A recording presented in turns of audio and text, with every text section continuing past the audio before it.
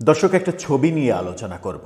শহীদ দিবস, আন্তর্জাতিক মাতৃভাষা দিবস, যে দিবসটা গতকালকেই চলে গেল, সেই দিবসকে কেন্দ্র করে সরকারের বিভিন্ন দপ্তর, বিভিন্ন সেক্টর থেকে ব্যানার, ফেস্টুন এগুলো তৈরি করা হয়েছে, করার রীতি রয়েছে, সেটাই স্বাভাবিক। প্রফেসর ইউনূস সরকারের আমলে আমরা দেখেছিলাম যে 21শে ফেব্রুয়ারি, 16ই ডিসেম্বর, 26শে মার্চ এইসব উদযাপনের যে ব্যানার, ফেস্টুন তৈরি করা হয়েছে, সেখানে 21শে ফেব্রুয়ারিতে ভাষা শহীদদের সালাম, বরকত, রফিক, শফিক, জব্বারদের জায়গা হয়নি, কিন্তু ওই 24শের আন্দোলনের আবু সাইদদের জায়গা হয়েছে, মুগ্ধদের জায়গা হয়েছে। 16ই ডিসেম্বরে বিজয় দিবসের বীরশ্রেষ্ঠদের জায়গা হয়নি, কিন্তু আবু সাইদদের জায়গা হয়েছে। প্রফেসর ইউনূস সরকার যা ইচ্ছা তাই করে গেছে। সেটাকে এক ধরনের রাম রাজত্ব বলে আমরা না হলে পাশ কাটতে পারি কিংবা পাশ কাটাতে পারি, যে তাদের সরকারের আমলে তারা যা ইচ্ছা আইন অমান্য করা কিংবা নিয়মের ব্যত্যয় ঘটানো, এই ব্যাপারগুলো তারা হরহামেশাই করেছে।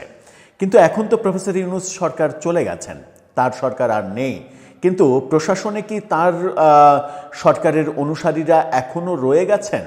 এখনও কি মহান শহীদ দিবসে, আন্তর্জাতিক মাতৃভাষা দিবসে সালাম, রফিক, শফিক, জব্বার, বরকত তারা অপমানিত হবেন, তারা উপেক্ষিত থাকবেন এবং সরকারি প্রশাসনের যে সকল প্রকাশনা, সেই প্রকাশনাগুলোতে সেই অপমানের চিত্র আমরা দেখব?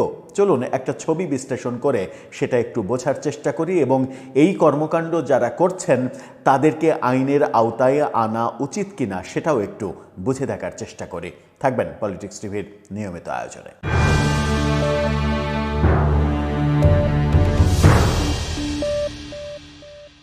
দর্শক, বলছিলাম আপনাদেরকে একটা ছবি দেখাবো। ছবিটা চাঁপাইনবাবগঞ্জ জেলার, চাঁপাইনবাবগঞ্জ জেলা প্রশাসকের তৈরি করা ব্যানার 21শে ফেব্রুয়ারি মহান শহীদ দিবস এবং আন্তর্জাতিক মাতৃভাষা দিবস উপলক্ষে।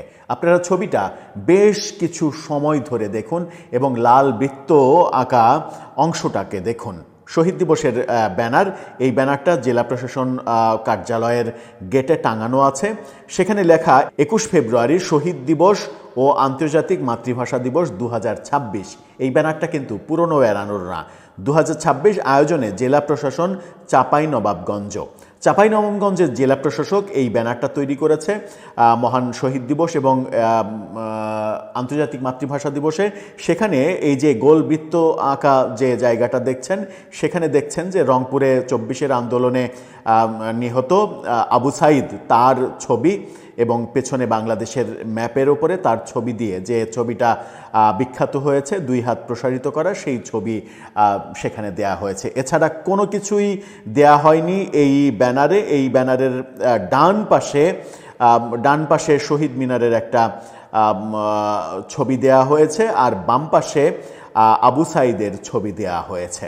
এখন আপনি চিন্তা করেন যে আমরা মহান 21শে ফেব্রুয়ারি পালন করছি, শহীদ দিবস পালন করছি, আমরা আন্তর্জাতিক মাতৃভাষা দিবস পালন করছি।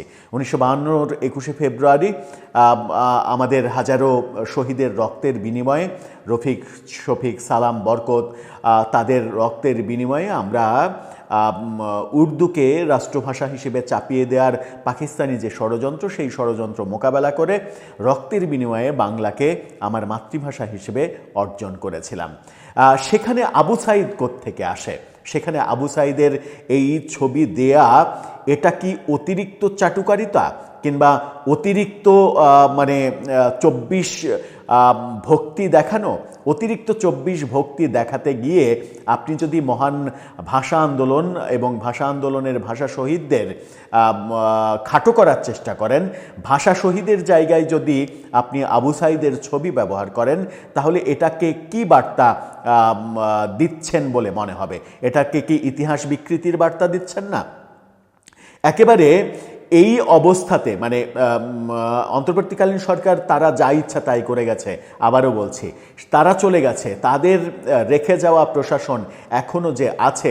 মাত্রই 17 তারিখে নতুন সরকার শপথ নিয়েছে, 21 তারিখে এসে এই ব্যানার তারা টাঙিয়েছে এবং ব্যানারটা যদি সাল উল্লেখ না করা থাকতো, 2026 উল্লেখ করা যদি না থাকতো, তাহলে বলা যেত যে হয়তো পুরনো আগের বছরের ব্যানার তারা টাঙিয়েছে। কিন্তু সেটা তো বলার উপায় নেই।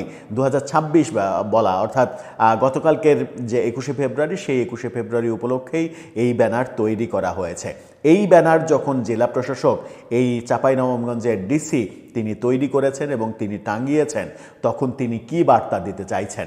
তিনি কি এই বার্তা দিতে চাইছেন যে আমাদের মহান ভাষা আন্দোলন এবং মহান ভাষা শহীদের চাইতে তাদেরকে পাশ কাটিয়ে, তাদেরকে সরে দিয়ে, তাদের অস্তিত্ব বিলুপ্তি ঘোষণা করে দিয়ে আবু সাঈদদের হিরো বানাতে হবে সর্বক্ষেত্রে?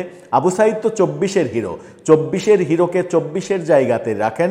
সেই আন্দোলনটা ছিল শেখ হাসিনা সরকার পতনের আন্দোলন। সেই আন্দোলনটা ছিল প্রথমে কোটা আন্দোলন, কোটা আন্দোলন থেকে সরকার পতনের আন্দোলন গেল।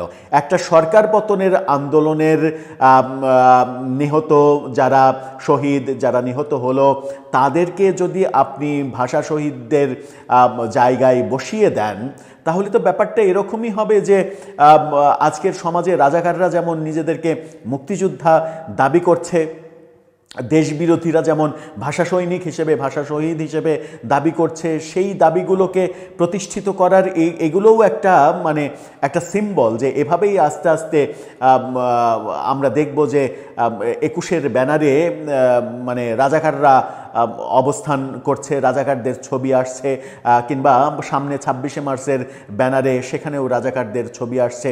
এখন প্রফেসর ইউনূস সরকারের আমলে আমরা দেখেছি যে 24শে ডিসেম্বর গেছে, এরপরে 25শে ফেব্রুয়ারি, 21শে ফেব্রুয়ারি গেছে, 25শে 26শে মার্চ গেছে, 25শে 16ই ডিসেম্বর গেছে। এই 4টা অকেশনেই আমরা দেখেছি যে মহান মুক্তিযুদ্ধের বীর সেনানীদের বাদ দিয়ে, কিংবা মহান ভাষা আন্দোলনের সালাম বরকত, রফিক শফিক জব্বারকে বাদ দিয়ে আবু সাঈদদের ছবি ছাপিয়ে প্রত্যেকটা সরকারি অফিসে টাঙানোর ঘটনা আমরা প্রফেসর ইউনূস সরকারের আমলে দেখেছি। তখন চরম সমালোচনা হয়েছে, কিন্তু সমালোচনা করার ক্ষমতাই বা কতজনের ছিল তখন? সমালোচনা করলে তার টুটি চেপে ধরা হতো, তাকে সন্ত্রাস বিরোধী আইনে জেলে ভরে দেয়া হতো। কিন্তু সেই অরাজক পরিস্থিতি, অরাজক শাসন ব্যবস্থা, সেটা তো চলে গেছে। এখন তো আর এই সরকার যা ইচ্ছা তাই করতে পারবে না। এবং বিএনপি সরকার তো অন্তত ইতিহাস বিকৃতি, এত বড় ইতিহাস বিকৃতিকে কোনোভাবেই লাই দেবে না, সায় দেবে না, প্রশ্রয় দেবে না। কে বসে চাঁপাইনবাবগঞ্জের জেলা প্রশাসকের চেয়ারে? এবং জেলা প্রশাসকের অজান্তে যদি এটা হয়ে থাকে, তাহলে তারা কারা যারা 52-র ভাষা শহীদদের অপমান করতে চাইছে, তাদের জায়গায় ভাষা শহীদের ব্যানারে 24-এর আন্দোলনের ছবি দিয়ে সেই ব্যাপারটাকে সামনে নিয়ে এসে? দর্শক, এই প্রশ্নের উত্তর কি আমরা খুঁজব, নাকি এই প্রশ্ন করলে ব্যাপারটা এরকম হয়ে যাবে যে সে ফ্যাসিস্টের দালাল, এই ফ্যাসিস্ট, একে আওয়ামী লীগের দালাল ট্যাগ দাও? নাকি এই আলোচনা করলে 52-র ভাষা শহীদদের মর্যাদাহানি করা হচ্ছে, এই আলোচনা করলে 24 বিরোধী বয়ান, এরকম কেউ ভেবে ফেলবে? এরকম ভেবে ফেললেও অবশ্য আশ্চর্য হওয়ার কিছু থাকবে না, কারণ এই সমাজটা এমন একটা সমাজে পরিণত হয়েছে গত 1.5 বছরে যে একটু চুন থেকে পান খসলে, যারা 24-এর বিপ্লব করেছে তাদের ভুল নিয়ে যদি কথা বলা হয়, তাহলে সে হয়ে যায় ফ্যাসিস্ট। এই যে ট্যাগের কালচার, এই ট্যাগের কালচার থেকে বের হতে হবে। আমাদের সত্যিকারের ইতিহাস জাতির সামনে তুলে ধরতে হবে, নতুবা আমরা একসময় ইতিহাস খরায় ভুগব, একসময় ইতিহাস আমাদের থেকে অনেক দূরে চলে যাবে। দর্শক, আপনার মতামত জানিয়ে লিখতে পারেন আমাদের কমেন্ট বক্সে।